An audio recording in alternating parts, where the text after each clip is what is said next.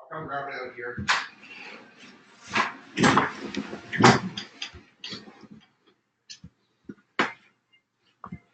Okay, let me just check here. I can hear you. Sounds great. We are in the classroom. Awesome. Okay, let's do a couple quick little questions. I'll do 3 review questions now. Oops, I don't want you to see that. Oops, go over here. Okay. So let's try another exam question. Crystin is derived from what class of compounds? You guys want to try this?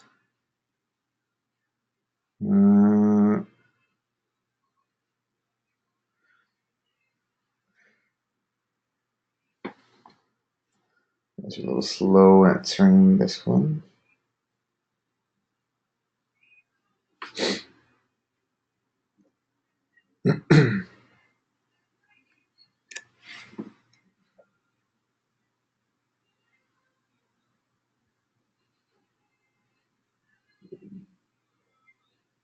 Okay, but 75% of people have voted. Let's close that poll and share the results. So we had 40% went with isoprenes, 7% with carbohydrates. The majority, but a small majority, went with the phenylpropanoids. And so the answer would be the phenylpropanoids is the right question for quercetin and other flavonoids. And the terpenoids are made from the isoprenes. So that was a little trickier question if you hadn't studied for it, but it's a good question to know. Let's go to another question.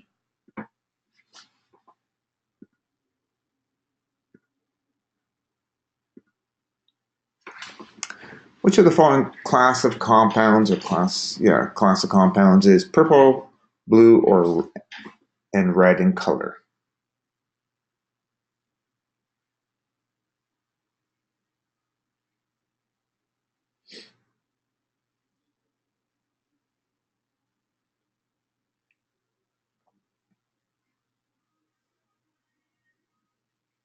Okay, we're almost at, I'll wait till we're at 70.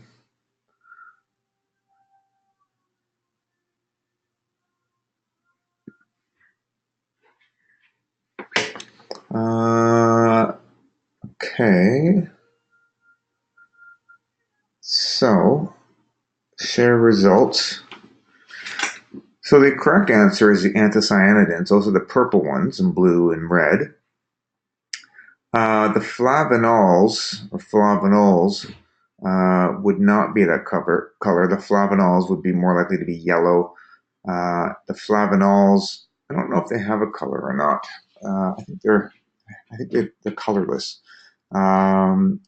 And that's all related to the double bond structure and how they're aligned and stuff like that. So most of you guys got that one right. That's good. Hide results. Do one more here.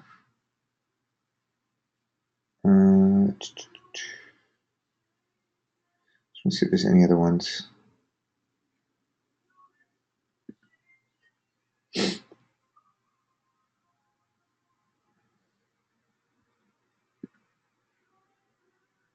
So the following compounds acts as a phytoestrogen. Try that one.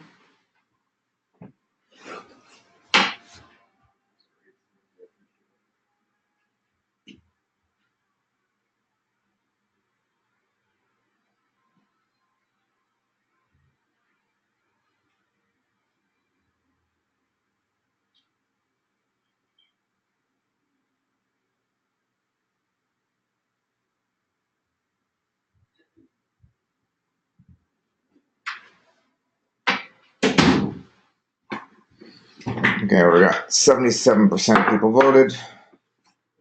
Close the poll. Share the results. So the correct answer are the wow, you got it. D is the correct answer, but I did a typo. So it was supposed to be the isoflavones, but I threw an extra VA in there. I don't know. So that's for the exam purposes. I mean, there is no correct answer here. So probably if this were to occur on an exam and there's a typo, the question would probably be neutralized, meaning all the answers would be a correct answer because I made a mistake and I wouldn't want to penalize the people who knew it, but also the people that got confused, I wouldn't want to penalize them as well. So there's some sample questions. Let's see if we can get back to hide the poll. And we want to, this is tricky. How did I do this last time? Showing main screen.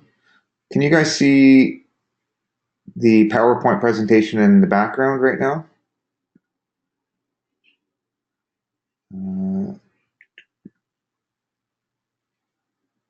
Okay, now you should be able to see it. Let's just see. Yes, we can see it. Okay, good. And you can see me. I'll turn me off.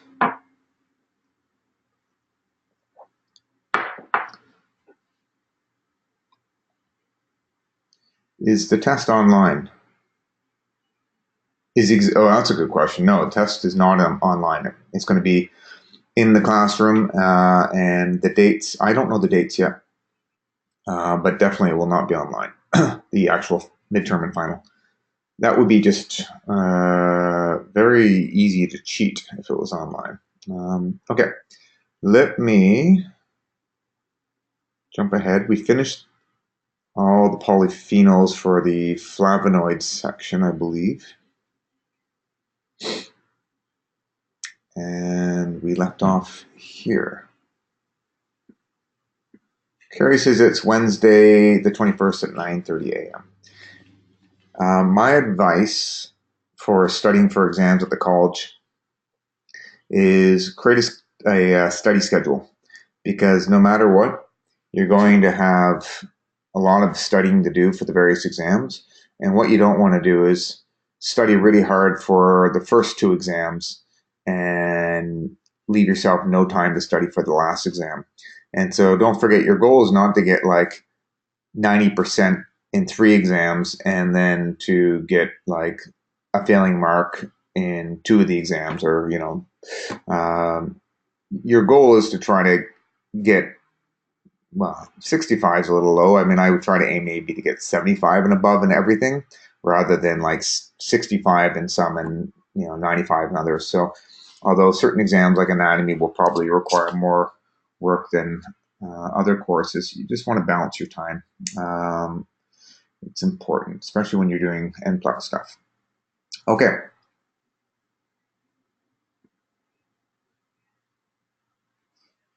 All right, so good morning, everyone. We're going to start today, or continue with the polyphenols. My goal for the exam is to finish all the phenolic compounds, and we will cover the alkaloids section after the midterm, okay? So we've already talked about the main polyphenols were the flavonoids, and there's 4 different main classes, or 5 different classes of flavonoids. Now we're going to talk about lignans and flavonolignans. So lignans are made primarily of 2 phenylpropene units, and then the flavonolignans are a combination of a flavonoid and basically a phenylpropanoid. And these guys, we'll start with the lignans. Lignans, these are really important antioxidants that you'll find in your diet. The primary sources will be in various nuts and seeds. And so flaxseed and sesame seeds have rich amount of these polyphenol compounds. The way that these guys are made, I already mentioned, is you basically take 2 phenylpropanoid groups and you stick them together. So each phenylpropanoid group has a phenolic group on there. And then when you stick them together, you have a similar structure to some of the flavonoids, in a way that you have basically 2 of these phenolic ring structures on it. And so a lot of the functions, a lot of the effects are going to be similar to what you have with all of the various flavonoids. So in particular, flax and sesame seeds contain certain types of lignans that after they've been metabolized by your gut bacteria, they become phytoestrogenic. And so flax seeds, it's a great compound for helping balance female hormones. So women who have elevated estrogen levels relative to progesterone, then often naturopathic doctors will give them flaxseed as a dietary thing. Now, the breakfast I eat every day contains flaxseed and a few other things. I'm not really trying to balance my estrogen levels, but the other benefits from a phytoestrogenic standpoint is that those compounds appear to reduce the risk of prostate cancer in men, in addition to breast cancer in women. So these phytochemicals, something that's phytoestrogenic, often benefits both men and women.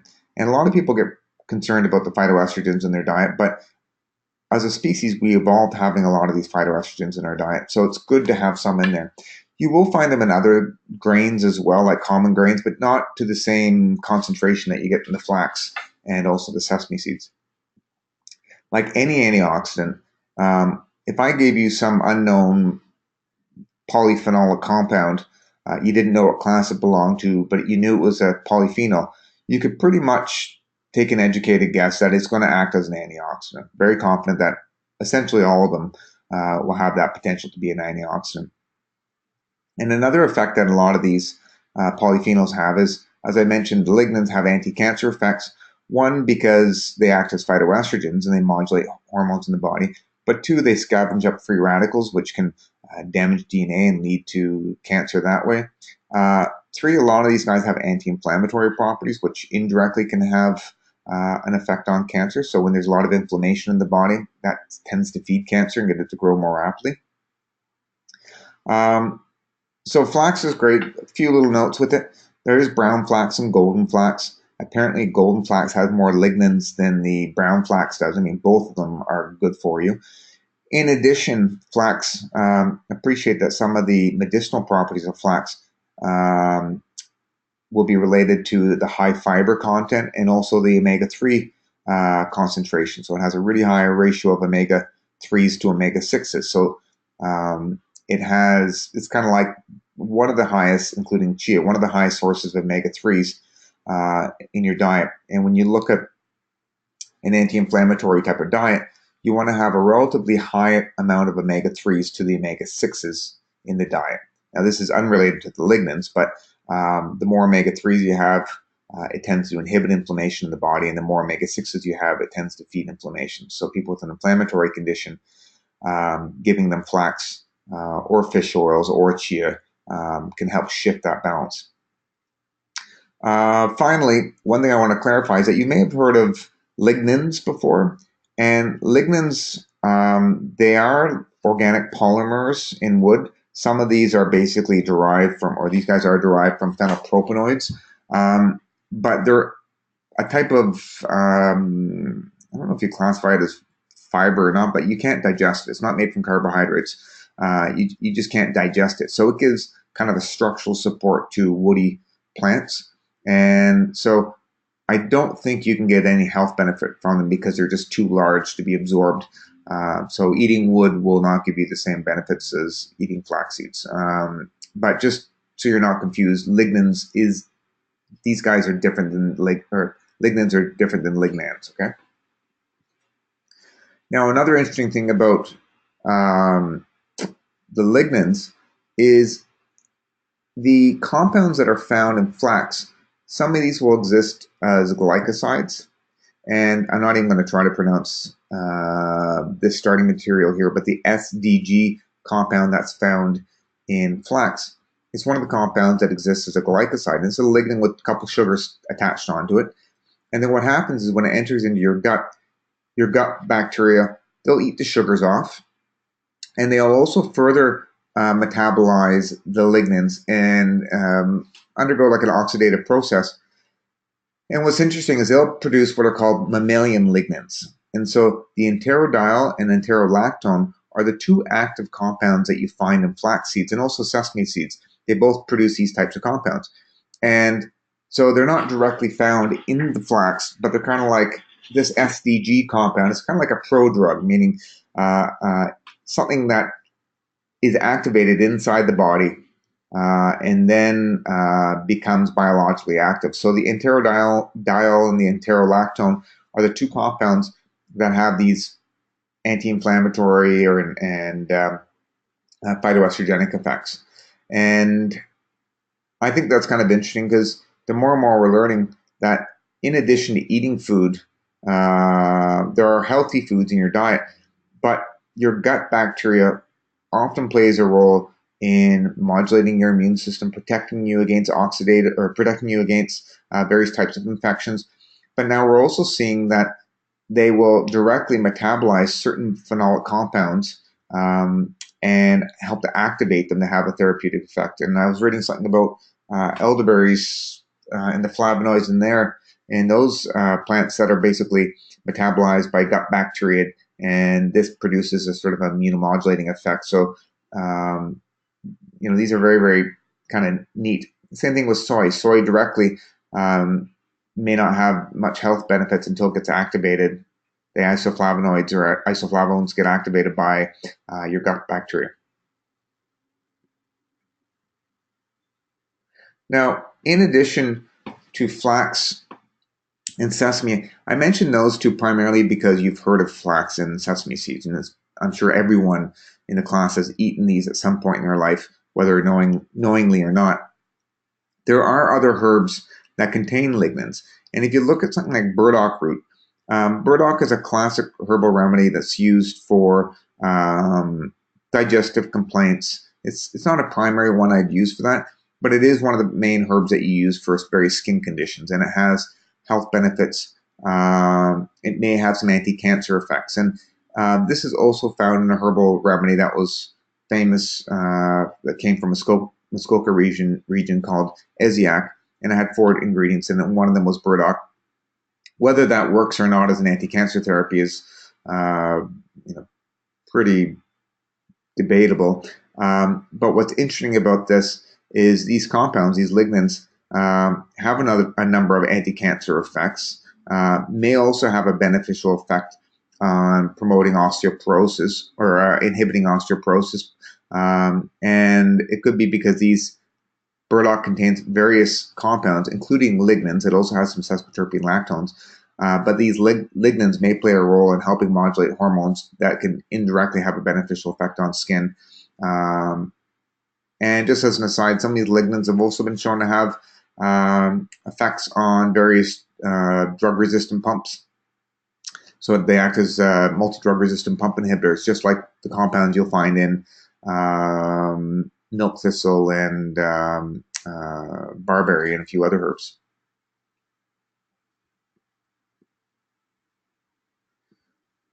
Now, flavonolignans, as we mentioned, we've already discussed these guys early on in the introduction lectures when we're talking about berberine-containing herbs and how the berberine is the antibiotic or antimicrobial compound, and then there is another compound that acts as a the other compound that's a flavonolignan that acts as a multi-drug resistant pump inhibitor.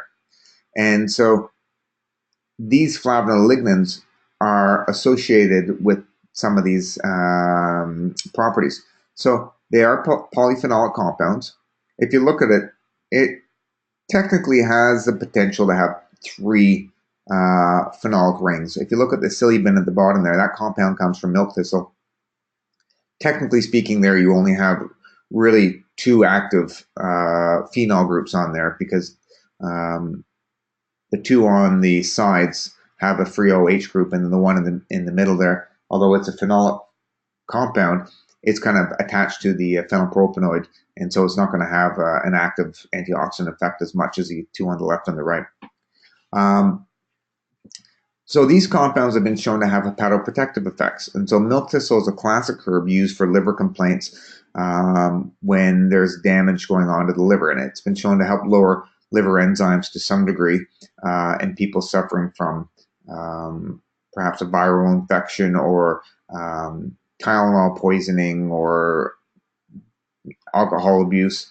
And so obviously I just want to emphasize that when somebody comes in with a condition, or whether it's a virus or drugs or alcohol that are damaging the liver, taking something like milk thistle may have some protective effects, but you're better off just removing the cause of the damage, and that would be getting someone to stop drinking or giving someone antiviral herbs to kill the hepatitis virus or whatever it is. So these do help to some degree, but you really have to always treat the underlying cause of the condition.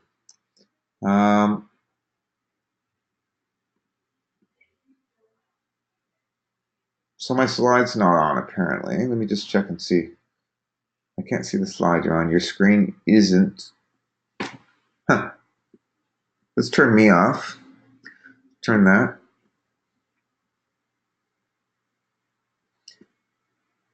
Can you guys see the flavonolignin slide now? There's milk thistle on the left and silibin in the bottom right. What are you guys seeing? Anyone want to tell me what you're looking at? Everything is off. You can hear me? Okay, give me a second.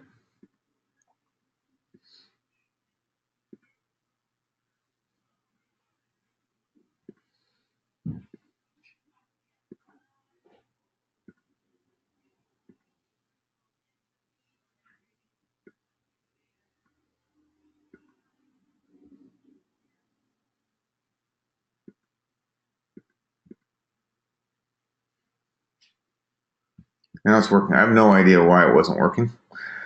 That's just the nature of computers. Thanks for letting me know. Sorry, I was a little delayed getting the messages. Okay. Let me. How do I get back there?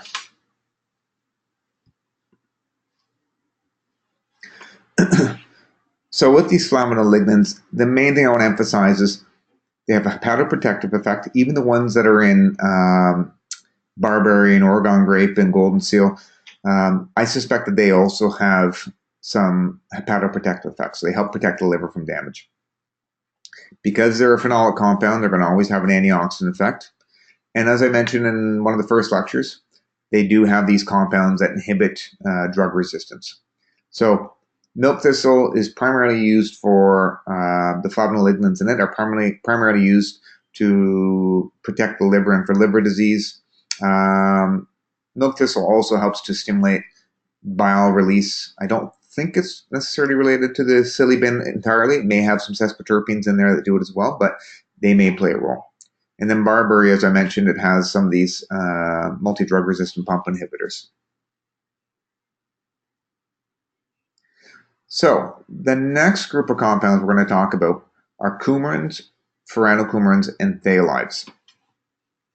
And these guys are all made from phenylpropanoids, just like the other phenolic compounds are. So they technically are not necessarily a phenolic compound, but they're kind of related to them, okay? So if you take the phenylpropanoids and you make cinnamic acid, remember that? And then in this case, if you add another OH group onto the cinnamic acid, and then what ends up happening, they kind of get this little cyclization reaction that occurs where the coumarins, for example, are basically made from a phenolic ring, and then the side chain circles around, kind of like what sometimes happens in the flavonoids as well. And you get this OH group in the middle that then attaches to the carboxylic acid group to make this bicyclic compound. So with this guy here, it's a relatively small compound. So structurally, it's much smaller than the flavonoids are. So unlike the flavonoids that basically are too heavy to evaporate, coumarins do have the potential to become a part of the essential oils in various plants. Okay, and if we look,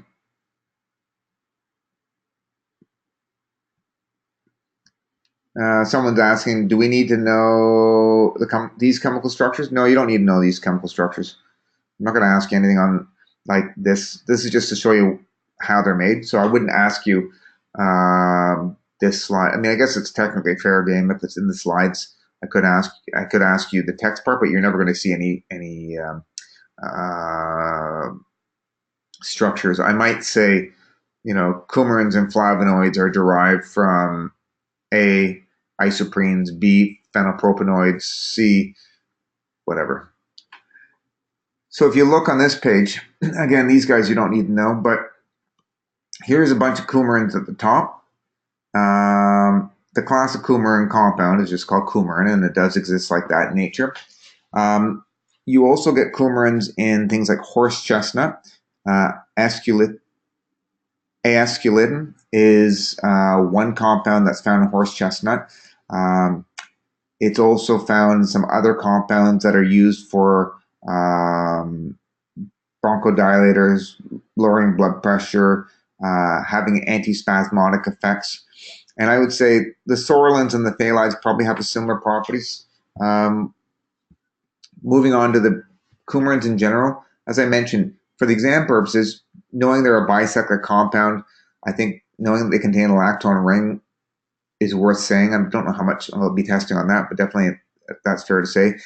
They're not necessarily a phenolic compound. So if you look at the compound at the bottom there, it's not really a phenolic compound, although you could add some OH groups onto that coumarin structure, and then it would then have some antioxidant properties associated with it. The main action associated with these coumarins will be primarily, like a lot of the essential oils, it has a relaxing effect on the capillaries and smooth muscles to have an antispasmodic effect. It helps to relax smooth muscles. So these are often, herbs that contain these are often used for digestive complaints, also to open up the bronchioles if someone has a respiratory tract infection, for any kind of cramping, blood pressure lowering effects. Also, they possess a lymphatic action. And so I don't know precisely how this works, but when people get a lot of stagnation in their lymphatic tissues or in the lymphatic areas, so if you have like swelling in the ankles or in the hands and there's a puffiness or there's just stagnation in the body, sometimes lymphatics will be given. So coumarins might be used, for example, if someone has hemorrhoids. Horse chestnut is used for hemorrhoids and also for varicose veins. And I don't know if it's the coumarins that are responsible for the action. I know that they also have other terpenoid compounds that may also possess that action. So in general, I think a lot of the coumarins will have similar properties that you might get with the essential oils in general. Plus, I would say the lymphatic and anti-edema properties are connected with this, and also some of them do have blood pressure lowering effects. So as I mentioned, red clover is a classic herb. It's sometimes used for female complaints because it does contain isoflavones like you'll get in soy, but the coumarins are also present in that, and so historically it was used for respiratory tract infections as well, for someone who has a spasmodic cough.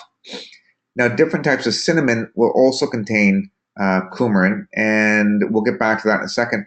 The main action of cinnamon, is going to be associated with some of the other essential oils and also the various tannins that are in the cinnamon. Cramp bark, no surprise, it's used historically for menstrual cramps. And also sometimes for blood pressure and digestive things because it helps to relax smooth muscles. And horse chestnut, as I mentioned, is used for varicose veins and a few other things. Now, you've probably smelt coumarins before, I'm assuming, because in the summertime when people cut their grass, the unique sort of freshly mowed smell is usually associated with the coumarin that the grass is liberating when it's being cut. So that odor is associated with these coumarins. Couple things that we have some concerns with the coumarins. One, coumarin itself doesn't really have any major blood thinning properties, but sometimes when plants that contain coumarins aren't stored properly, the coumarin can be metabolized into something called dicoumarin. And this is similar to what you get in coumadin, which is like warfarin, the blood thinner or rat poison, is very similar in structure to coumarins. Even though the coumarin itself doesn't have blood thinning properties, it can sometimes produce some blood thinning compounds through the fermentation with funguses and stuff. Now, my other concern with them is if you're taking a blood thinner like Coumadin and you took a lot of coumarins, it could affect the metabolism of those drugs in your body, whether it helps, upregulate some liver enzymes or whether it's competing at binding sites. I would be a little bit cautious about taking anything that contains coumarins if someone was taking Coumadin, or at least you'd want to monitor them. The other thing about coumarin, which is important to note, is that high amounts of coumarin can be hepatotoxic and can also be hard on the kidneys. Now, this is possible to achieve these levels in even consuming cinnamon on a daily basis. And we'll talk about it more during the safety lectures.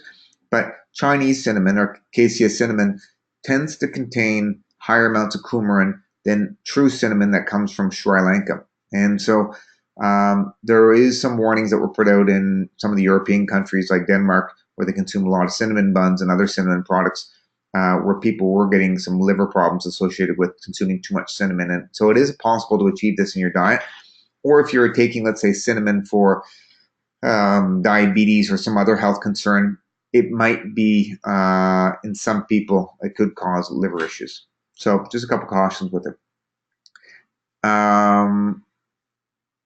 There's cinnamon on the left. Yellow clover is another herb that contains, it's similar to red clover. It's used in herbal medicine for various lymphatic conditions. Cramp bark is another compound that contains a couple different types of coumarins. Now, the one thing that's worth mentioning is that when you have an OH group on the where the phenolic ring was originating from, so the one on the left there on these pictures, the OH group on that particular benzene ring seems to reduce the toxicity. So coumarin lacks those two, like pure coumarin, the actual compound that the other coumarins are named from. So when you add an OH group or other little oxygens on that, it seems to decrease the toxicity for some reason. So it might be safe to take cramp bark regularly, but maybe not a herb like cinnamon, Chinese cinnamon that's high in the pure coumarin.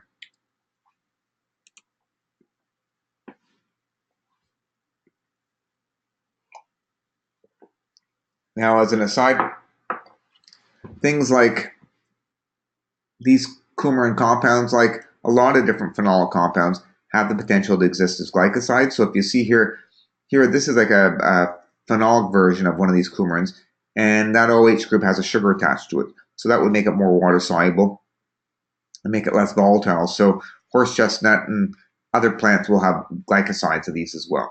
Just worth mentioning.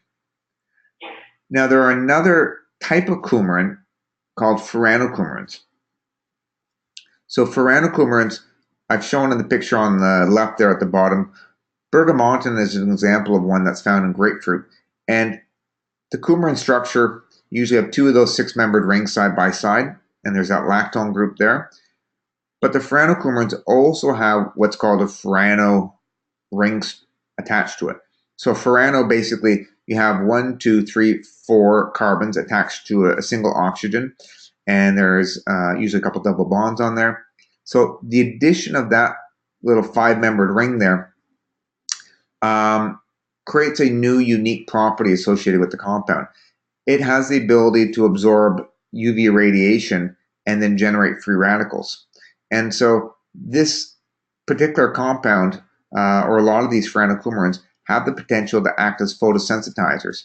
And you'll see grapefruit rind, and anyone who works in fields with grapefruit, if they get a lot of the resins on their skin from the fruit and from the leaves, and then they get exposed to sunlight, it can cause serious burns to their skin. And we'll talk about it more during the safety lecture. There are certain compounds like psoralen, which has been used topically for some conditions like psoriasis, where it activates UV radiation and helps with, it can act as a tanning agent, but it can also help with certain skin lesions like psoriasis as well. And most of these various furanocoumarins, you can find them in high amounts in certain plants belonging to the grapefruit family, like rue, which is a spice that you can find in a lot of people's gardens, grapefruit, and also in the Apiaceae family. And so the Apiaceae family contains herbs like celery, fennel, anise, things like that. But it also contains wild parsnip and giant hogweed, which are two plants that grow locally around here. And if you work outside a lot and you come in contact with them, there is a risk of getting burns from it. The second thing that's worth mentioning is most people have probably heard of the grapefruit juice effect. And this is basically where if you consume grapefruit juice along with certain drugs, it can make those drugs more dangerous. And the reason why it does that is that it can inhibit phase 1 detox. And so that's basically one of the types of liver enzymes, the P450s. Certain types of them can be inhibited by various phytochemicals, and as a result, drug levels can become dangerously high. And so you're not supposed to consume, for example, take grapefruit juice with, let's say, statin drugs for lowering cholesterol. So the third thing that can be an issue is not all the phytochemicals, but certain types will have a hepatotoxic effect. And so there are something called aflatoxins, we'll get to in a second, that can cause liver cancer and also some serious liver issues as well. Now, if you look at aflatoxins, so you may have heard of this before, aflatoxin B1, it's a compound, if you look at it, you've got at least a couple different Furano rings on there. So in this case, there's two of them side by side. And what ends up happening is that seems to, I think when the liver metabolizes these compounds, it generates a lot of free radicals that can lead to liver cancer. And so in regions around the world where it's very hot and humid, and maybe they don't store their grains or their peanuts or their other nuts and seeds as well, what can happen is a certain fungus called aspergillus can grow on those food items, and one of the byproducts are these various aflatoxins. And so if you're consuming a lot of moldy peanuts or moldy grains, then what can happen is when your liver is metabolizing this, you generate more and more free radicals, and then eventually it can lead to serious destruction of the liver and even eventual liver cancer. So in Canada, we typically measure the amount of aflatoxins in peanut butter and other peanut products to ensure that there isn't a high amount of those. But if you were living in Indonesia or Thailand or China, then that could be a risk factor, consuming a lot of those products if they're not being stored properly. Now, what's interesting is regular consumption of other plants from the Apiaceae family, like celery and carrots and parsley and things like that, although they don't contain the aflatoxins, they have other compounds that are like phthalides and coumarins that are similar in structure to the aflatoxins. And what they may do is just compete in the liver for metabolism with some of these enzymes, and maybe that they decrease the activation of these aflatoxins and have a protective effect against liver cancer.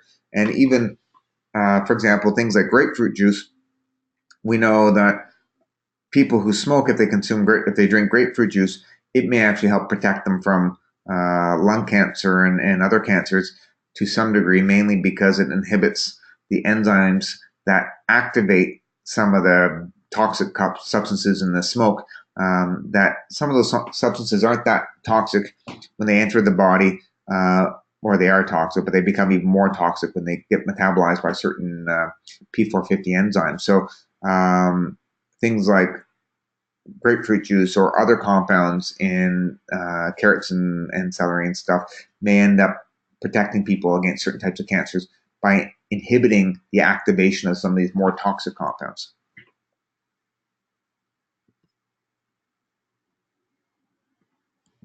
So the question is the juice effect why you're not supposed to eat grapefruit? Yep, it is. Got it.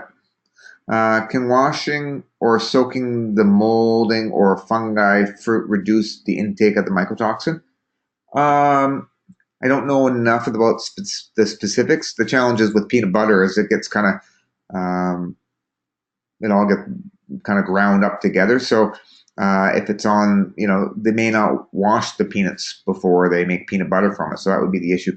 I would imagine anytime you rinse things off, you're going to reduce the amount of the mycotoxins that you get. It kind of depends on whether or not the mycotoxins are deep within, like if it has mycelium that goes into the various grains and nuts and seeds, then washing it may not get rid of it entirely. And people tend not to wash grains and nuts and seeds, I don't think, anyway. So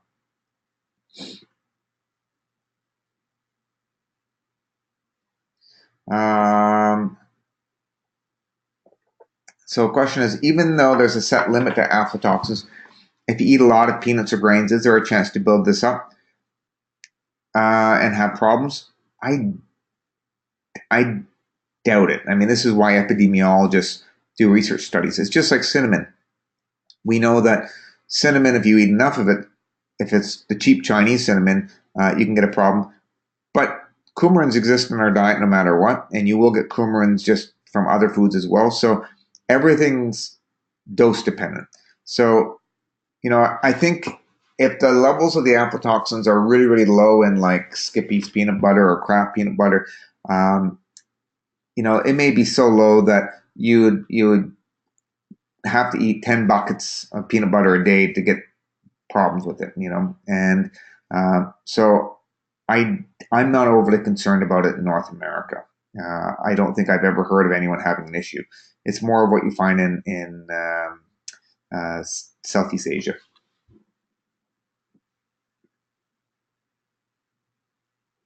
So here's a study that was talking about how grapefruit juice doesn't enhance but actually protects against aflatoxins. Here's a study that was talking about how certain flavonoids like apigenin will actually decrease the toxicity of some of these aflatoxins. So eating fruits and vegetables in general can have a protective effect against liver cancers. The last group of compounds we're going to talk about are phthalides. And phthalides are, again, a cousin of the coumarins. The difference is if you look structurally, the second ring that it has is a 5-membered ring. It still has a lactone group, but it's a 5-membered ring instead of the 6-membered ring. And these exist in the essential oils in a lot of plants as well. They're relatively small compounds. If you look, you basically have 6 carbons on the first ring, 7, 8, 9, 10, 11, 12. So you're looking at 12 carbons and a couple oxygens. That's still going to be small enough to be part of the essential oils. And so if you've ever eaten celery before, it has a very distinctive smell to it, and that tends to be related to the phthalides. So the 3N-butyl phthalide compound, you'll find it in celery. You'll also find it in some other herbs in the same family as celery. So Apiaceae family contains a number of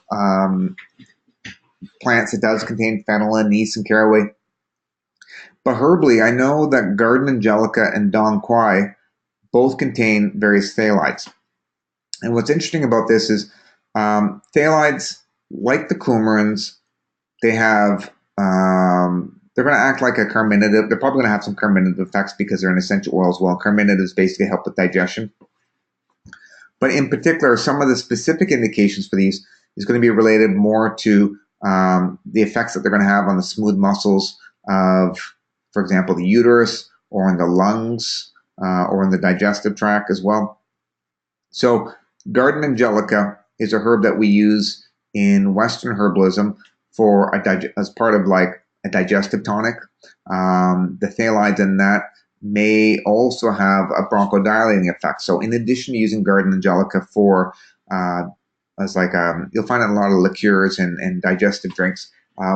It also was traditionally used to treat the plague and other severe respiratory conditions. And it may have a bronchodilating effect and have an antispasmodic effect that helps to relax the smooth muscles in the respiratory tract, and that can help with breathing and act as an expectorant as well. And when you look at the compounds, they're similar to what you get in the Chinese plant dong quai, which is used primarily for female complaints. Now, dong quai, which is Angelica sinensis, is different than the Angelica archangelica that's used in Western herbalism, but the chemicals or compounds are very similar. What's interesting about Angelica sinensis is it's sometimes referred to as female ginseng. And that's a little misleading in my opinion. Now, ginseng is often used for men to increase libido, strengthen erections, increase stamina, act as an adaptogen. So it helps with stress and also sexual function in men, but also in women to some degree. Now, saying that Dong Quai is female ginseng, I don't know why they use that particular name for it, but what I suspect is going on is Angelica doesn't, or Dong Quai does not contain very many, if any, phytoestrogens. It's not predominantly a phytoestrogen. There's a lot of books that will call it a phytoestrogen, and I think that's inaccurate. When you look at a lot of the research studies on it, it doesn't appear to have significant phytoestrogenic effects compared to other plants like soy or flaxseed. So, I mean, I have to be careful because there could be a couple of compounds in there that have some phytoestrogenic effects, but I don't think that's its primary action. I think what actually happens with it is these various phthalides in it have a vasodilating effect and a relaxing effect to smooth muscles. So it helps to increase blood flow to the uterus, and it has an antispasmodic effect, so it helps with menstrual cramps.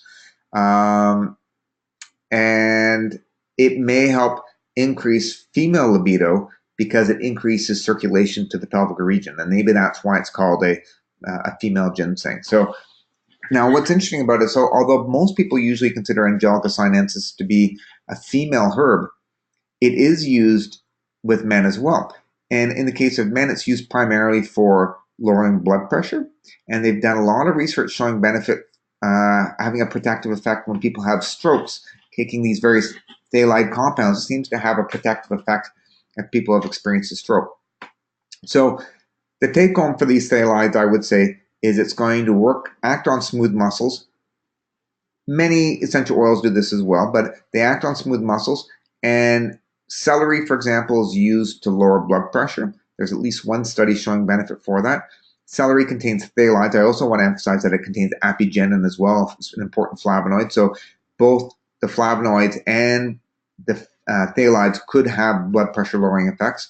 But giving 3 stalks of celery to someone in addition to exercise and adding other foods, I've seen significant reductions in blood pressure with it, but it's one of many things that I'll do. But it could lower blood pressure anywhere between 5 and 12 points, depending on how bad the person's blood pressure is.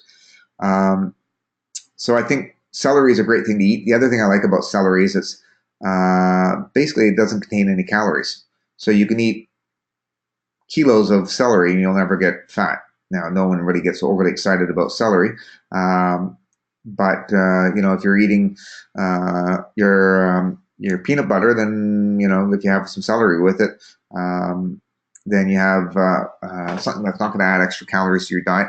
And the celery also, as we mentioned before, I don't know if it's the phthalides or the flavonoids in it, but it also has some protective effect against some of the phenylcoumarins that are toxic, like the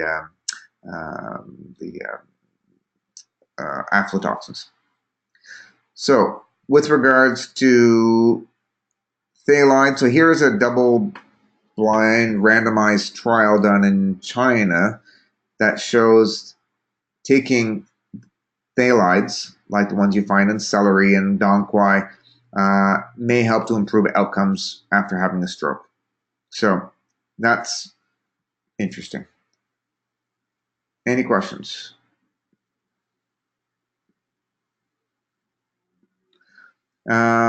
If animal like sheep used aflatoxin, is that affect the meat? Okay, so I'm assuming if they consumed aflatoxin, would that affect the meat we consume? I doubt it. I doubt the concentration would be high enough. But I don't know. I think because don't forget, eating the aflatoxins directly, if the food we're eating contains, if you eat a bunch of peanut butter that contains 5% aflatoxins, or if you eat the sheep that eats the grains that contain 5%, we're not going to be getting that same concentration when we eat it. So I doubt it would be an issue.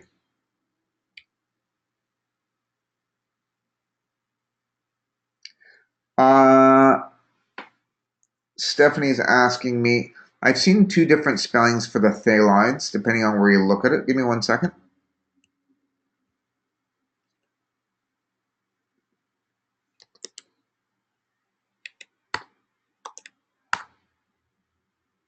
So here is one way that's spelled, Phythalids,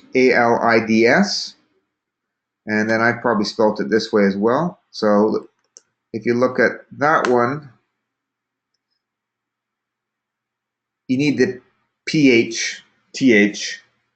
So that's just a typo, but you can see there are other places where they're spelt with. So here's an example of a website where it's spelt without the second H.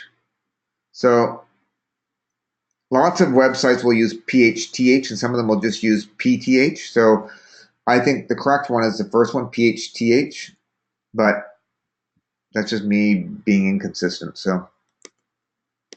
So if we go back here, where did I spell PHTH, PHTH? Either way, it's spelled weird. So thank you for correcting me with that, Stephanie. Is celeriac from celery? I've never heard of celeriac. So if I go to, can you guys see, if I'm on a web browser right now, can you guys see what I'm Googling?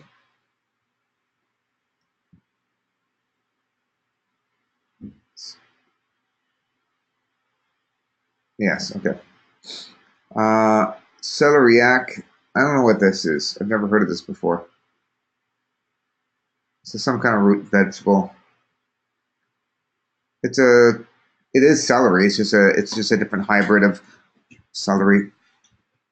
So I don't know if you're referring to some compound or what that is, but yes, it is. It's the same. It's just a different species, just like broccoli and cabbage, or broccoli and cauliflower and Brussels sprouts are all kind of the same, but they're different. Okay, I'm gonna go back.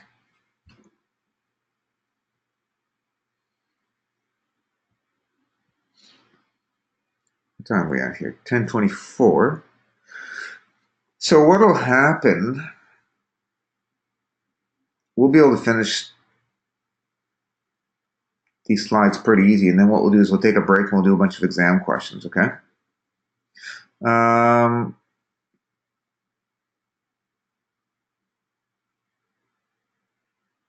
Okay. So the next group of compounds are quinones, naphthoquinones, and anthraquinones. These compounds are not technically phenolic compounds, but they're very closely related, okay? So if we look at the quinones, we've already talked about simple phenols where you can get basically hydroquinones and benzoquinones. So it's the same, but what ends up happening is the hydroquinone can lose electrons and be converted into benzoquinone and can accept electrons and go back to the hydroquinone. And so this occurs, if you remember back to the bearberry, contains arbutin, and it's a hydroquinone glycoside, and when it can change structure and form either one of these. So these will exist in nature in either one of these forms. Like it'll just accept and donate electrons and it'll switch back and forth pretty readily. So what I'm more interested in now are the naphthoquinones. So naphthoquinones are in the middle here. They're a little bit different. So what you basically have is you've got the quinone, and then you've got a benzene ring attached to the quinone. Okay? And so these compounds, they usually have kind of a darker sort of color associated with them. Usually like a reddish brown sort of color. To give you an example, if you were to look at henna, so if you've ever seen henna, I guess, give me 1 second. So if you look at, for example, henna, I could add a picture, I guess. You've seen this before. This is like a dye that often in South Asian cultures, they'll decorate the woman's hands with this during marriage ceremonies. It kind of is used for making tattoos. The color of it when it goes on, you can see it's kind of black, and then it sort of fades to give a nice yellowy or orange or red kind of color to it. It's also used as a natural pigment for staining or coloring people's hair. So these compounds, you're going to find it in the herb called henna.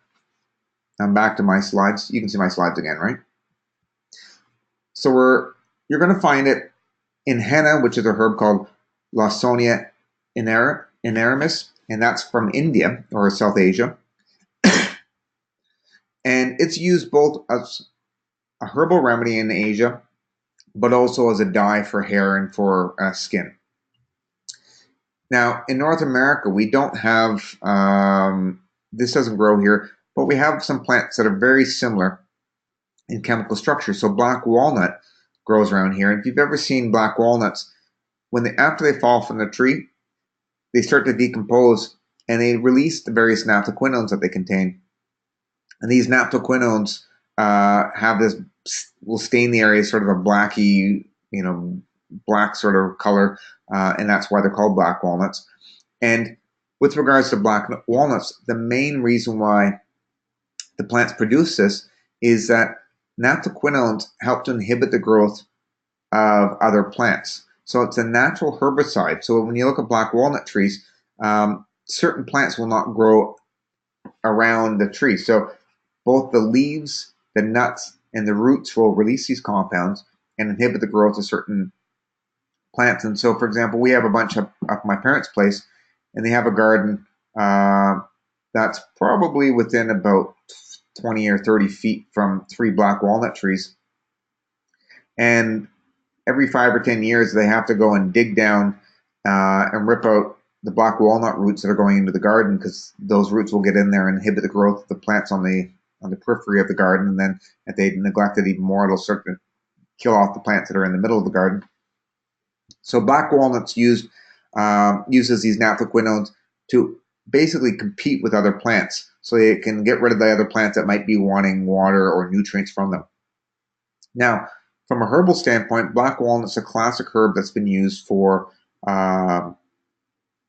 primarily for parasites, and so it's used to fight off different types of parasites that people might have in their guts. It has antibacterial properties. It has antiviral properties. There's some debate that they may possess some anti-cancer effects. There are herbs from the Amazon, for example, or not just the Amazon, sorry, from Central and South America. One example is called Podarco. And Podarco, it has similar compounds that you'll find in black walnut, has similar indications. And it's been used historically as cancer treatments. And one of the things that's worth mentioning is when you look at naphthoquinones, there are other quinones that exist in nature that have a similar structure. So if you look at, I'm going to pop over to Google here, CoQ10, and electron transport chain. I should include a picture of this.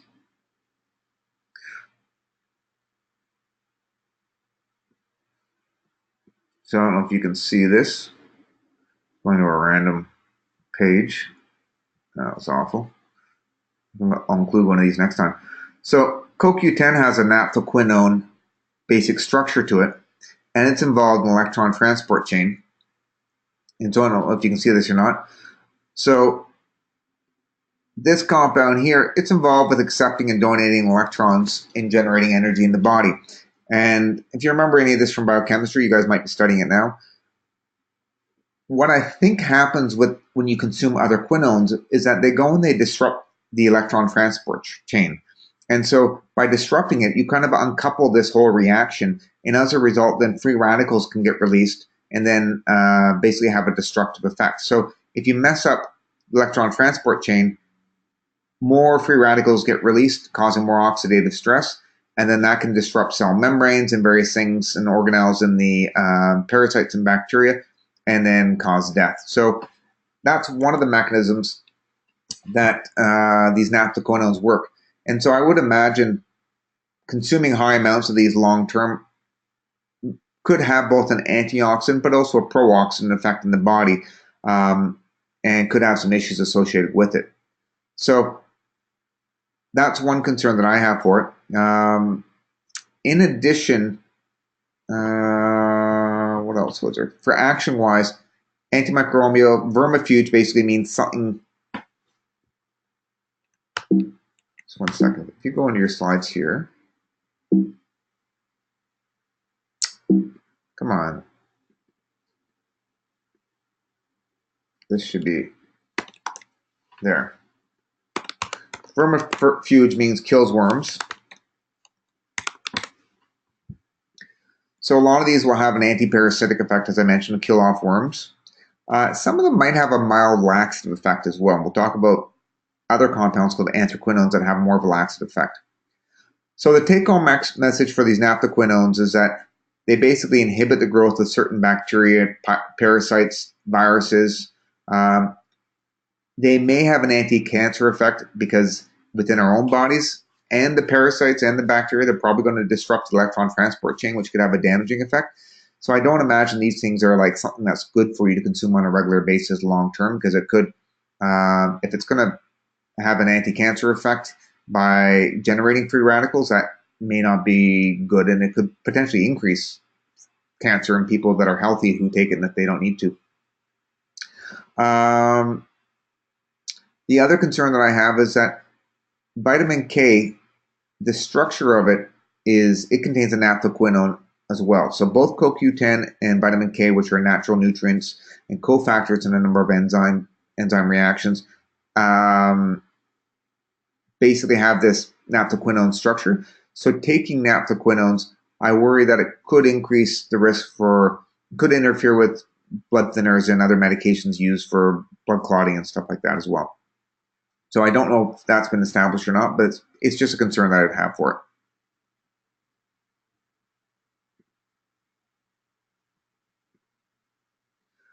So on the left-hand side, there's a black walnut tree on my parents' property.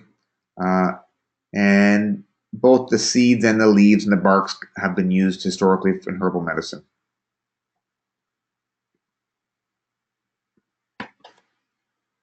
Now, the last group of compounds we're going to talk about are the anthraquinones. Anthraquinones, they're like the quinone compounds we just talked about, the naphthoquinones, but instead of having only one benzene ring, they have two benzene rings that are basically flanking the quinone in the middle. And they can exist as the basic anthraquinone structure or as polymers of this. And when you hear the term anthraquinone, usually you're going to hear it spoken as anthraquinone glycosides. And anthraquinone glycosides are the classic stimulating laxatives that you'll find in plants like senna, cascara. Aloe vera resin contains not the gel, not the clear gel that comes with it, but the inner resin of the leaf contains these anthraquinone glycosides. And these things, the main thing they have is they're used for people who have acute constipation. So you take them at night and they'll promote a bowel movement within probably 8 hours' time. Now, just as an aside, they also possess some other interesting effects. So in Chinese medicine, a number of herbs that contain anthraquinone glycosides, like rhubarb root, for example, have been used to clear heat. And so in Chinese medicine, clearing heat, a couple ways that you could do that. One, by fighting off an infection, that will definitely decrease heat in the body. Also, if you evacuate the bowels and just get things moving, that's going to purge out a lot of water that is a good heat trap in the body. So maybe that's how it works to clear heat as well. But a lot of these, even senna and aloe vera resin, although they're used as laxatives, they do have some antimicrobial effects in some cases. We know that, for example, St. John's wort is a classic herb used for depression, but it also possesses some antiviral properties associated with some of the anthraquinones that it contains. And so the antidepressant effects of St. John's wort isn't really associated with the anthraquinones. It's a different compound altogether. So with regards to the safety of these, generally speaking, taking anthraquinones long-term probably isn't advisable. One of the things that we do know is that as a stimulating laxative, it is habit-forming after taking it for more than a week or so. Plus, because it's affecting certain transporters in the body, it can affect the levels of various ions in the body, so like sodium and potassium. It can affect how much your body's retaining and excreting, and as a result, if people are on heart medication or blood pressure medication, it could interfere with that. So you would want to be cautious about using it with people who are taking, who have a heart condition as well, that are taking certain medications for it. So if you look at senna is on the left, the seed pods are generally used as a tea or as a tincture as a stimulating laxative. And then St. John's wort is shown on the right there. The flowers are often extracted and used with oil, like an oil extraction, and applied topically to help heal burns. I don't know what compounds it's related to with that. So for burns and for skin issues. And internally, it's been used as an antidepressant. That's not primarily the anthraquinones, though, but it's also been associated with, has some antiviral properties with it. So hypericin is the main anthraquinone that you find in St. John's wort. Emodin's found in rhubarb root. The senoside A here is found primarily in senna. So we probably could have done the alkaloids, but we didn't. So there's not going to be any alkaloids on the final exam. Would have been a lot to get through in one lecture. So we're going to cover that after the midterm. So we'll take a break now. Let's take a break for 15 minutes. And so we'll come back at 5 to 11. And I'm going to get a whole bunch of questions ready for you, and we can do a little exam review.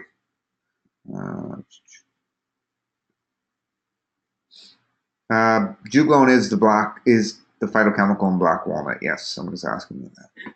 Okay, so come back in, well, let's just make it 11 o'clock. Come back in 20 minutes, and I'll get a bunch of questions ready for you guys, okay? So see you shortly.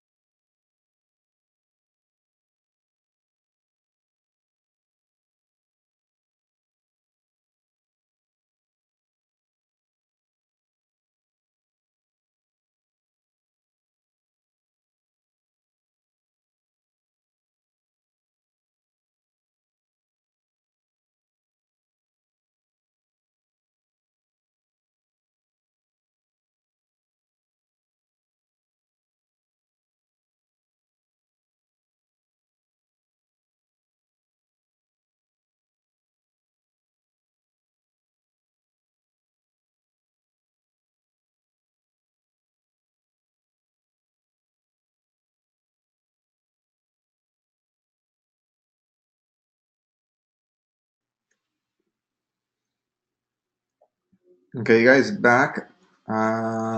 Just about done. Let me just grab. Okay, let me get this set up here for us.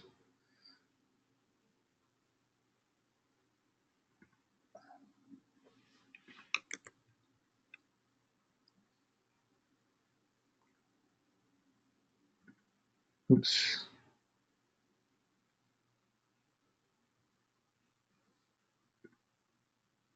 Okay.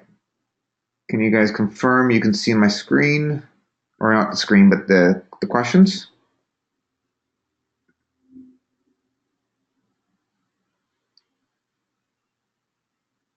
Okay, so there's a question. You guys start with that one.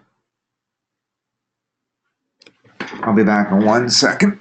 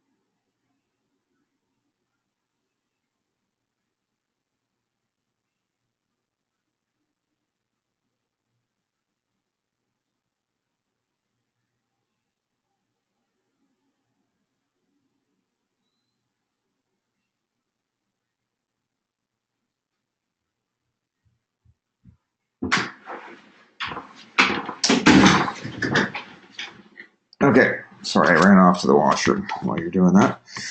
Okay, so everyone's voted. Close the poll, share the results. So that question's a little bit more specific than some of them, but which of the following is a dimer of gallic acid molecule? A Legic answer would be the right answer. Let's do another question.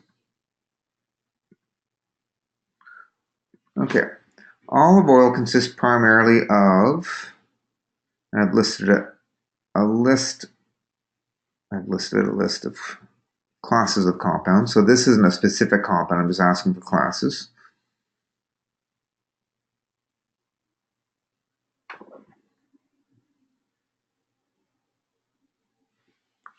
I could also ask with olive oil,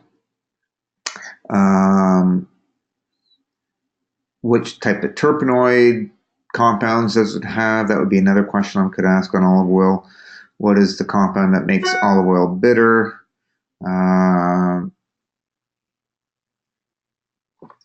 Those are some other ones. Anyways. So the answer is fixed oils.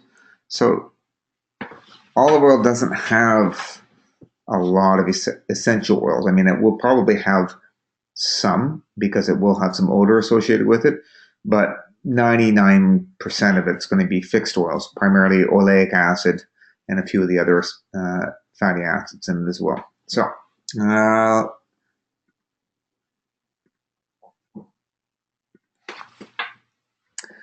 So here's a question. Cardiac glycosides are made from which compounds?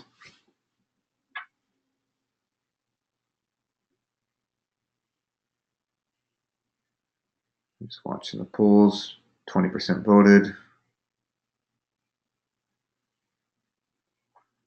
It's kind of fun to watch the polls because the first 20% all got it right, and then the slower answers are starting to give more variety here. So we went from having 100% the right answer, now we're down to about 65% getting the right answer. So an exam question, that would be kind of the type of exam question that I would like to see those types of results. I'm going to close this. Share results. So you guys can see, if you remember, cardiac glycosides they were under the category of the triterpenoids. They're kind of steroidal-like compounds with sugars attached to it.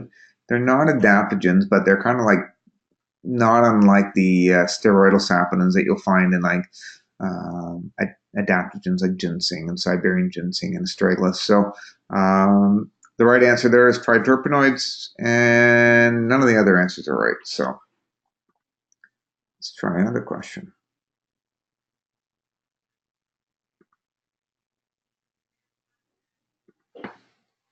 Flax seeds contain which class of polyphenols?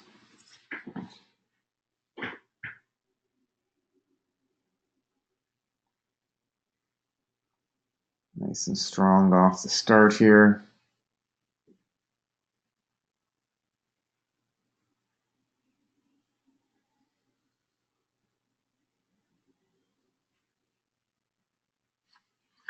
As soon as we get to 70%, boom.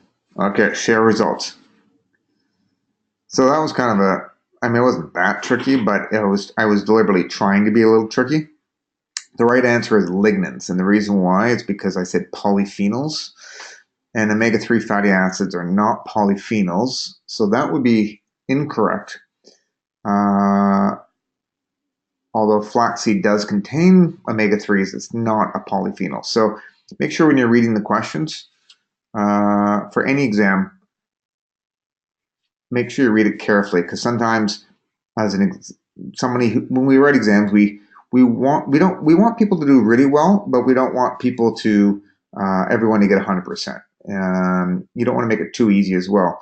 And so knowing the difference between a lignin and an omega-3 fatty acid, the fact that it's a polyphenol, that's another level of knowing it. So most of you guys got it, and the other 18%, it may be that you didn't read the question, or maybe you didn't know. So, and then lignins would just be not right at all, just because it's the wrong type of compound, but it's very closely spelled. So I'm surprised I didn't get a few people on there.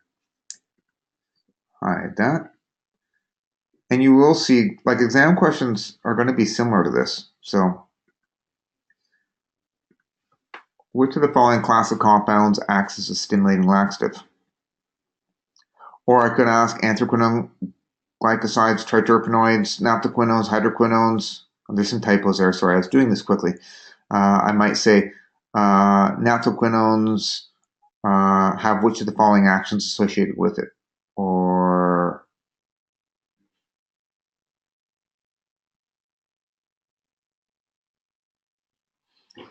I'm going to close the poll, and there we go. Share the results. So the correct answer would be anthraquinone glycosides.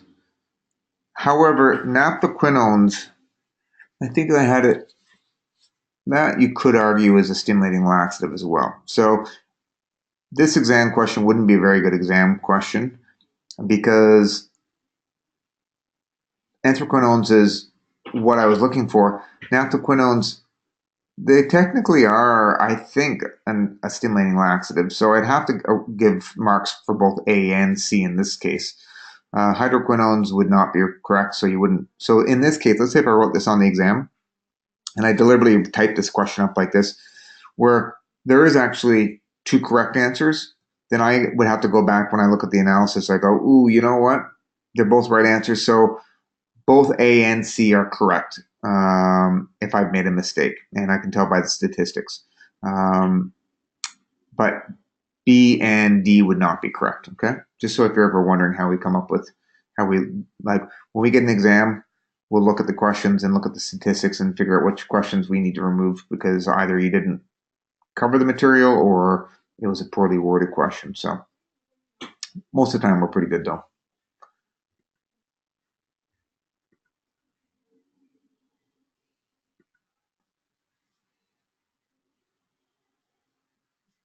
Which of the following herbs contains a multi-drug resistant pump inhibitor?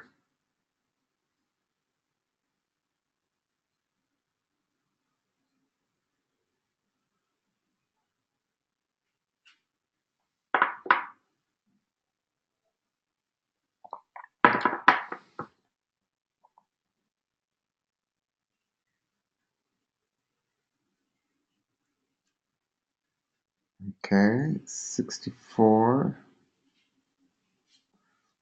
It's kind of fun to watch the statistics change. Like I said, people who guess right off the bat are getting like 100% the right answer, and then people are a little slower are getting it quite as correct. So we're seeing a split here. Let's share these results. Now, if you really wanted to get picky, you probably could go and look at celery and find some phytochemical in celery like apigenin. I bet you apigenin has multi-drug resistant pump inhibitor effects, and that's found in celery. So I mean, if you were like one mark away from passing the exam, and you probably could contest this. But anyways, the answer I was looking for was milk thistle. It contains silymarin, which we know inhibits multi-drug resistant pumps. Barberry would also be a correct answer for this, although it's not on here. Grapefruit juice, to the best of my knowledge, doesn't act as a multi-drug resistant pump inhibitor. It inhibits phase 1 detox. Cinnamon and celery, I don't believe, have that effect. So the correct answer is C, milk thistle. I could also word, I might on the exam say, milk thistle contains which of the following compounds? A, apigenin, B, silymarin, C, phenylpropene, something or another, or D, resveratrol. Or I might say silymarin has which of the following actions associated with it, or it does not have the following actions associated with it. And I would say antioxidant, multi-drug resistant pump inhibitor,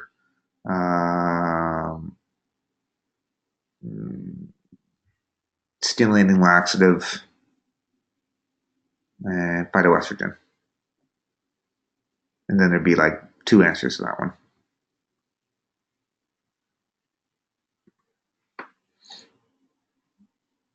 Okay, let's see.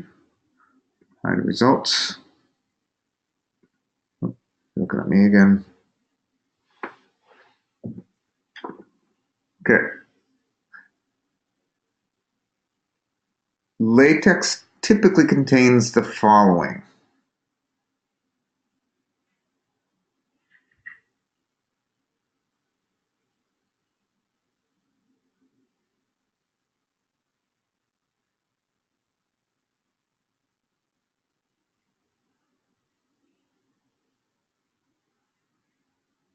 It's not a very good question.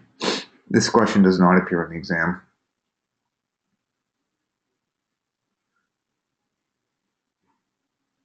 But that's okay. Like this is not an exam question that will show up. Let me just close the poll. I was trying to word it in a different sort of way. Latex typically contains the following: water, that is correct. B, alkaloids, that is correct. C, carbohydrates, that is correct. D, terpenoids, that's correct. And E, all the above, that too is correct. So the right answer is all the above. But we don't do a lot of all the above. I don't think I ever do any of the all the above type of questions. They're not always good questions to use, but that I just use it as a study one. So technically speaking, latex contains resins, it contains gums, it contains a whole bunch of stuff in an aqueous space, and that's sort of the take-home message for that. Hi, results. Sometimes I do questions like this. Which of the following statements is true?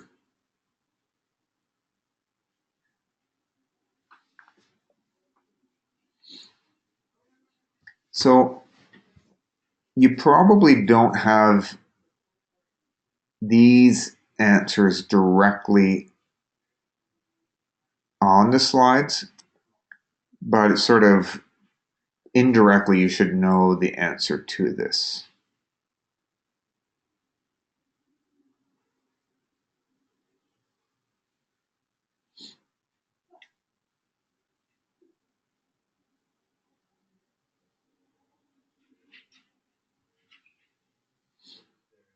And I made this one up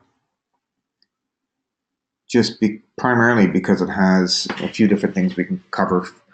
Okay, 73%. Close poll. Share results. Okay, so rosin.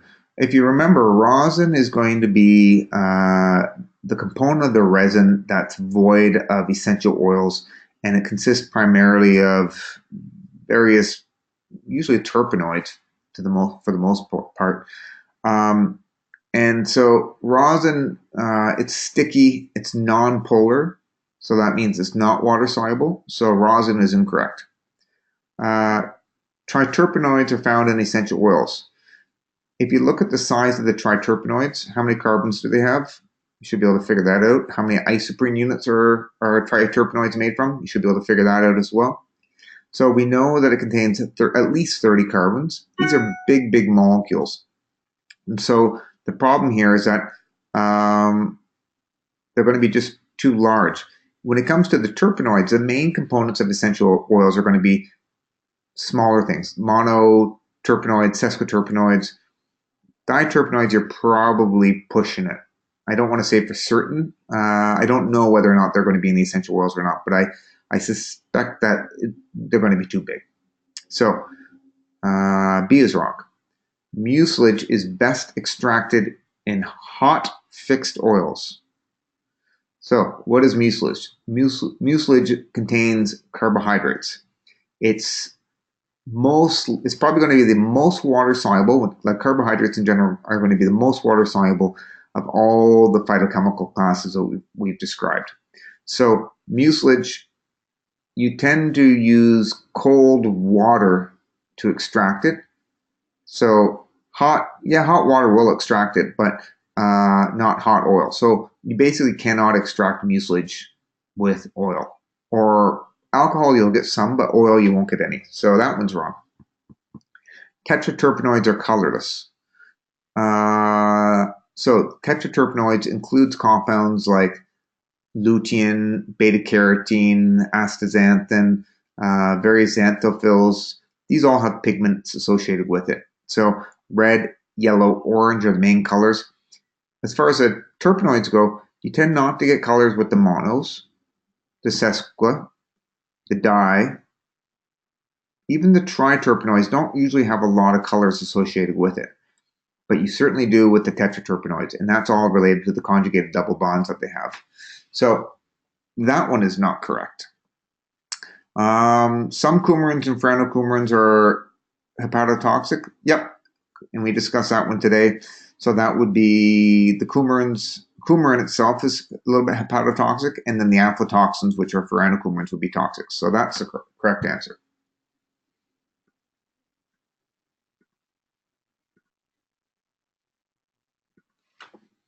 So I didn't spell that right. Sorry, I was doing it quickly. Naphthoquinones are found. Naphthoquinones are found. Sorry, that's awful. Naphthoquinones are found in which plants? Bearberry, senna, black walnut, aloe resin. Now, one thing I want to mention on the midterm exam, I'm not asking you to know any Latin binomials. So I wouldn't say you have to know Julien's Niagara for black walnut or whatever the different Latin names are. For the final exam, there'll be a select number of herbs you need to know both the common and the Latin name for, but and in second and third year and for NPLEX, you'll have to know both the Latin and the common binomial. But we're covering a lot of material, and I'm not expecting you to memorize every single one of these right now. So close the poll, share the results. So naphthoquinones are found not in bearberry, because bearberry contains arbutin, which is a quinone glycoside, so that one's not right. Senna contains anthraquinone glycosides, or anthraquinone compounds, so that's not correct. Black walnut, podarco, henna all contain naphthoquinone, so that's correct. And aloe resin, so the inner, I just want to clarify this because it's probably an exam question. I don't know if I explained it enough. the aloe vera plant contains two components. One, it contains the aloe vera gel, and two, it contains a resin. So the resin is not found in the gel. It's in the inner, it's kind of a bitter yellowy substance found on the inner leaf of the aloe plant, and it contains anthraquinones, while the gel itself contains mucilage and fiber and forms of gel. So aloe vera actually has two different components in it. Most people who buy like the aloe vera drinks or use aloe vera gel will not, basically those products will not contain the resin, the anthraquinones.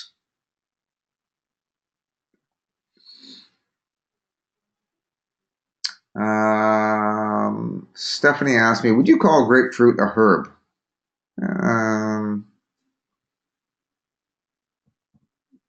No, not really, but you could argue it is a herb. I mean, you could argue every food, like is chocolate a herb? You could argue it's a herb. Depends if you're using it therapeutically, then technically speaking, I mean, herbs are usually referred to as herbaceous plants that, grow above the ground and die every year, like basil and stuff like that. But from a medicinal standpoint, it kind of gets expanded. So, technically speaking, no, I wouldn't really call it that. But I guess somebody could argue that. Depends on the how you label it. Are there any questions on latex on the exam? I don't know if there are or not, but I certainly generated a question that has something about latex on the exam. So everything on the slides is fair game, with the exception of I won't get you to draw any chemical structures or recognize any chemical structures. You might have to know that flavanol contains an OH group. I might ask something like that, but I try to do it pretty fair. I got some more questions, but I'm answering some questions. You asked what herbs do certain things, and the answers were celery and grapefruit. Yeah, I know. It's just because I was doing it quickly. If I wanted to, I probably should have said food/herbs. That would be a little bit better. So you're getting me on semantics there. Let's look at the next one. So triterpenoids include which of the following compounds? Xanthophylls, steroidal saponins, anthraquinone glycosides, isoprenes.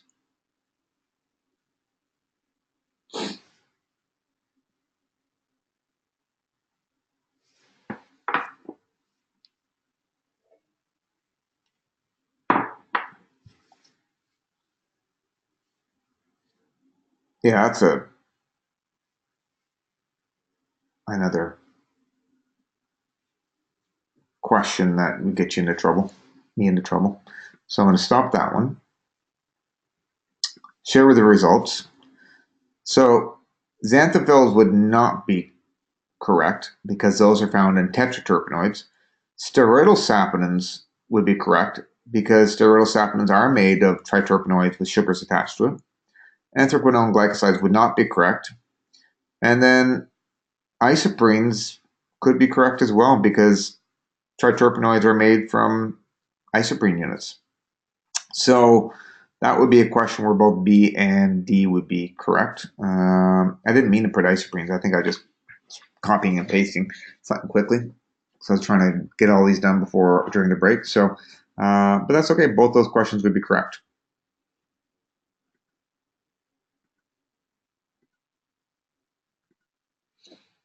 Okay, essential oils contain all the following except.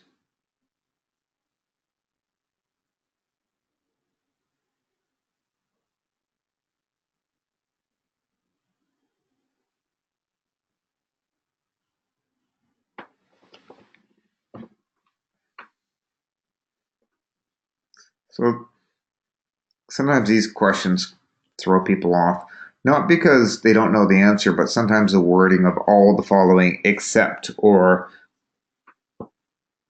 not, or those sort of negative things can throw people off. So read the question carefully.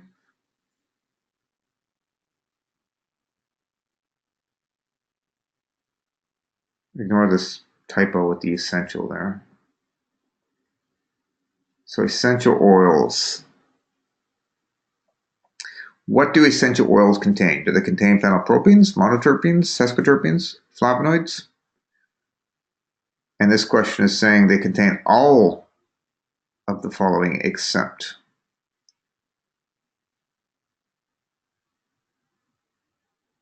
All of the following. Okay. So phenylpropines, you will find those in essential oils, so that is not correct. Phenylpropines typically have around 9 carbons, and so they're nice and small, so you'll get those in essential oils. Monoterpenes usually have around 10 carbons. Those will definitely be found in essential oils. Sesquiterpenes, they're a little larger, but they do contain about 15 carbons. That's still going to be small enough to evaporate, so they will be found in essential oils. And then finally, flavonoids, they're going to be much larger, and they also contain a lot of oxygens.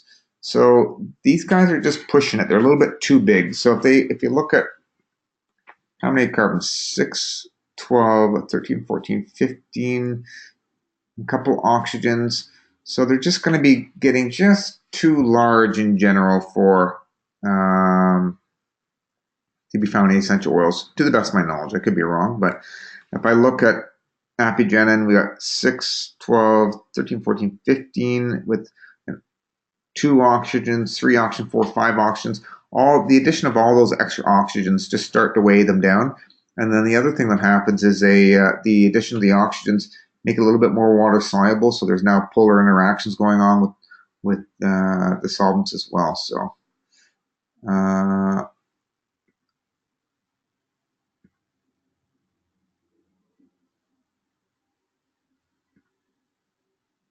okay, let me just see if there's anything else. I think I asked all these last two. I asked this one, did I not? Yeah, we did that one.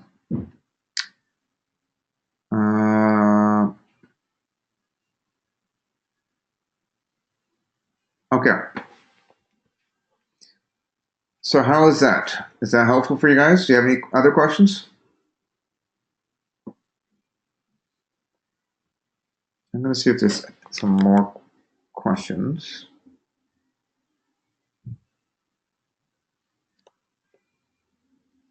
I hope you can't see my screen.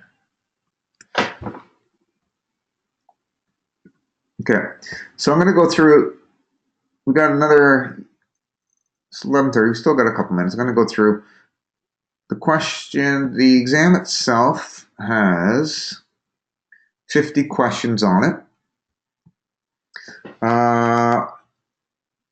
The number of. Give me 1 second here. I'm going to tell you how many questions are from the different sections.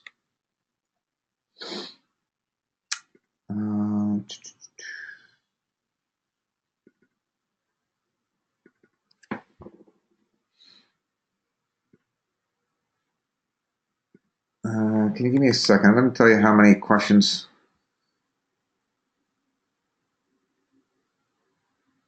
Okay. So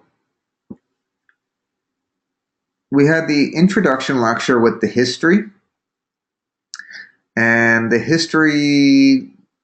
who wrote this book and who developed this system, and 3 humors is found in this system and 4 humors in that system and all that kind of stuff.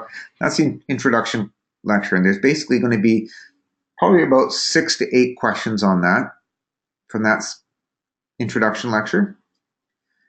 And then we had another kind of introduction lecture that talked about some of the drugs, herbs and drugs, and how they're all related. So that handout will get about, I'd say about 10 to 15 questions. And then the phytochemicals will have 30 questions. So 30 of the questions will come from the phytochemical lectures, and then 20 from the other stuff.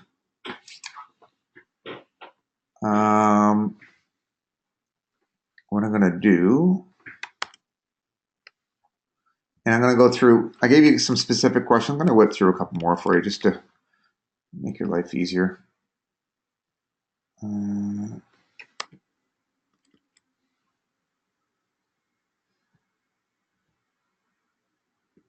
So I might ask a question, which medical system, like Greco-Roman, Ayurvedic medicine, etc., is found in Indian medicine, or this system of medicine sort of developed out of this system of medicine. So Greco-Roman influenced Unami medicine, or Egyptian medicine came before Greco-Roman medicine. I could ask a question, was Greco-Roman medicine came from A, Greece and Italy, B, Egypt, something like that. This famous doctor, he said this, or he wrote that. He's a part of this system of medicine. I could ask that. Which of the following statements is true / or false regarding, let's say, the various systems of medicine? So it might be that, for example, A, Galen believed that spirits influenced health, or C, shamanism was historically written down in books, etc., etc. Another question is, this particular doctor or person rejected this belief, or believed in this. This particular guy wrote this book. Did he write down, or this system of medicine is based on these books? I asked the question, these compounds modulate or they inhibit these receptors or these enzymes. This specific compound, so the name could be, for example, ephedrine or genistein or quercetin, is classified as a lignin or a flavonoid or something like that. A couple questions about certain pharmaceutical drugs and their relationship to herbal medicine and nature. So, for example, does ephedra, can you obtain ephedra from a herb, or is it synthesized from a precursor in a herb? Is it still being used as a herb as a drug today? Things like that. Was Taxol used in herbal medicine? Is Tamiflu found in herbal medicine? Things like that.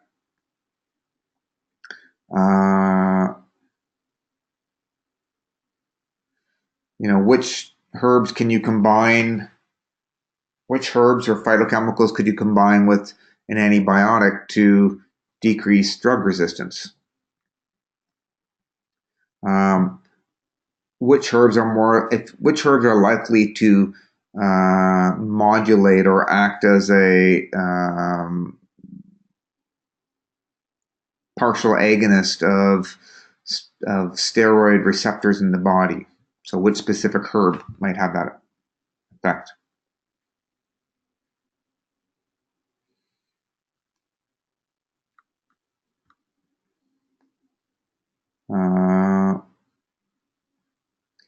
There are certain actions we described that were unique to herbal medicine that you don't find with pharmaceutical drugs. Some examples would be, what would that be? So if you take a certain drug if you consume a certain drug, and you want to find out how toxic it is, or what receptor it binds to, or whether you excrete it in your urine, or if you want to know if it gets excreted in the feces, what type of study would you do? Would you do a study on pharmacotoxicology, pharmacodynamics, pharmacokinetics, pharmacognosy? So that would be something like that. So remember sort of the differences between those. We talked about the synergy of plants, in particular with berberine and barberry and how it works. So just remember those slides and sort of what makes those slides unique.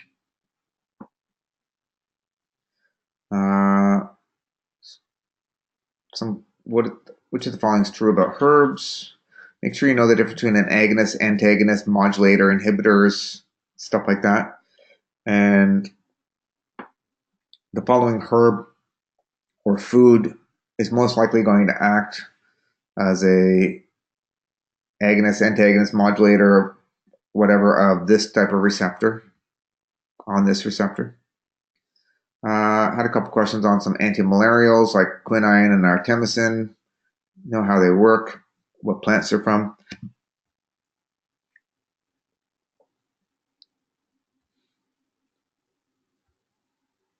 A couple more questions about drugs, how they're made from plants, whether they were used in herbal medicine.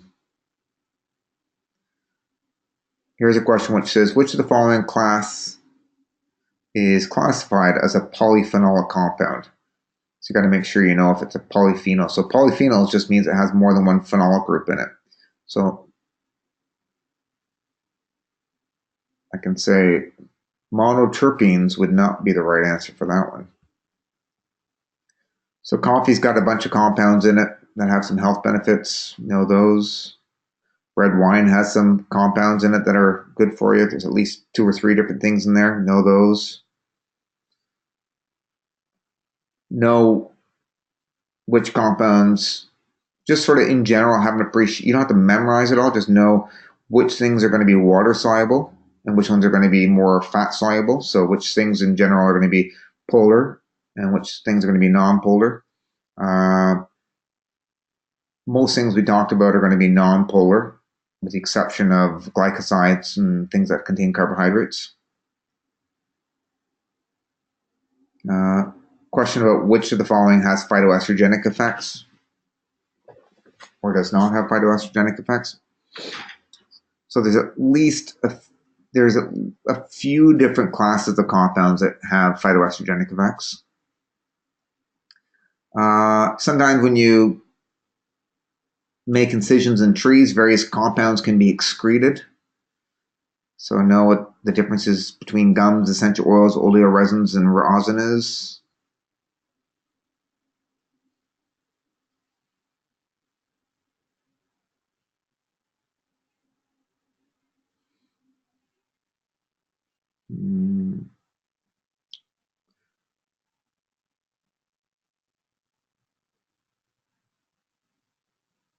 Some questions. Where do you find, give an example of plants where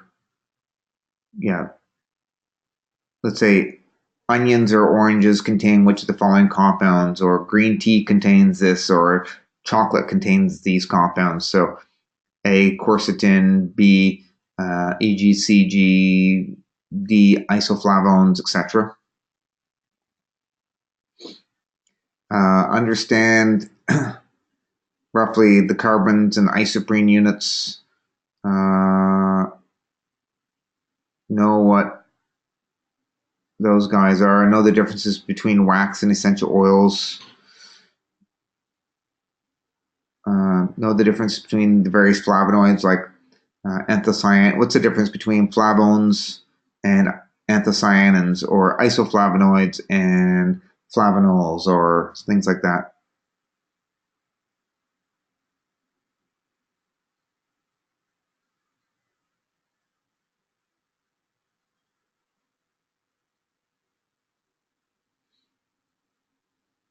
I just noticed because I'm looking at the exam right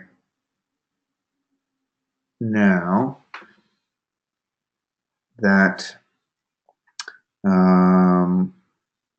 one of the questions for some reason has a little typo at the end of it. It says like X00B at the end of one of the questions, and it doesn't necessarily mean that's the right or wrong question. So don't try to think that that's giving you an example. It's just some weird thing that occurred, I guess, when they printed up the exam.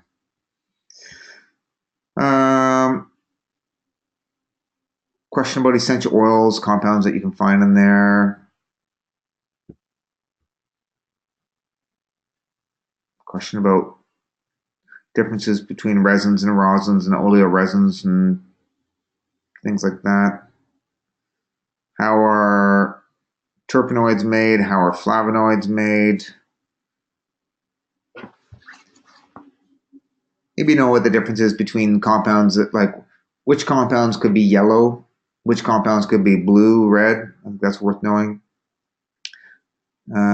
Understand what a glycoside is, the aglycone, the glycone component.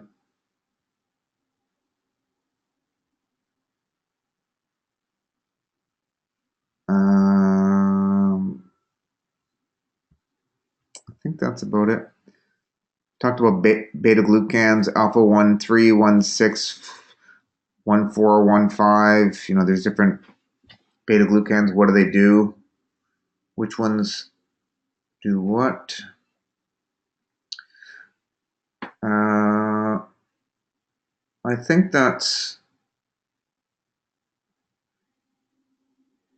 So sometimes I discuss the actual specific compound, but a lot of the time I just use the classes like anthraquinones or isoflavones rather than saying a specific one.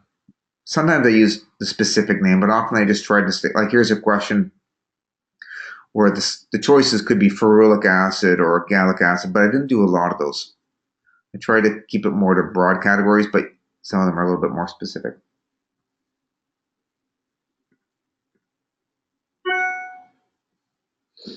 Okay, so I think there are only 50 multiple choice questions for the midterm.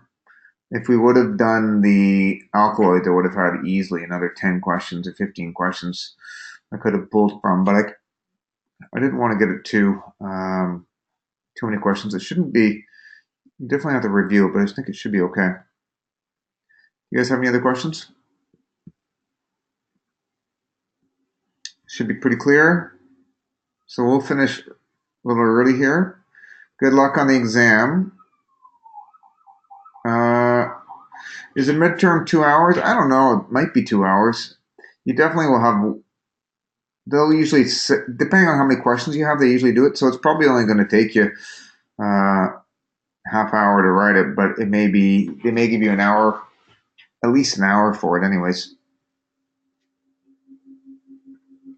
Carrie, you had a question mark. I don't know what your question mark's for. Oh, I'm getting confused by things are classified.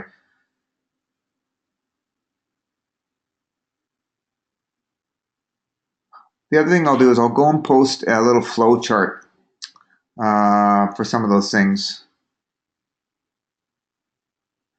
How are things organized? The challenge, Carrie, why you're getting a little confused with the different classifications is because there's no easy way to classify a lot of these guys.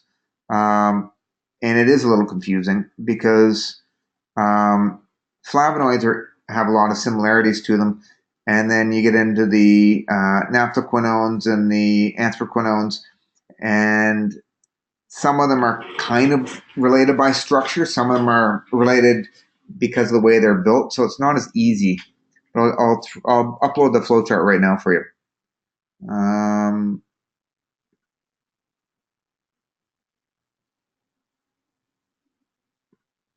And if you guys have any other questions, you can easily ask them to me on Moodle. And do me a favor, if you send one to Moodle and I don't respond within 24 hours, then send me an email because I may not have gotten the notice that it was sent. So, okay. So good luck, guys. I think that's it for now. And then, so have a good week studying for exams, and we'll see you when you come back. Okay? Bye for now.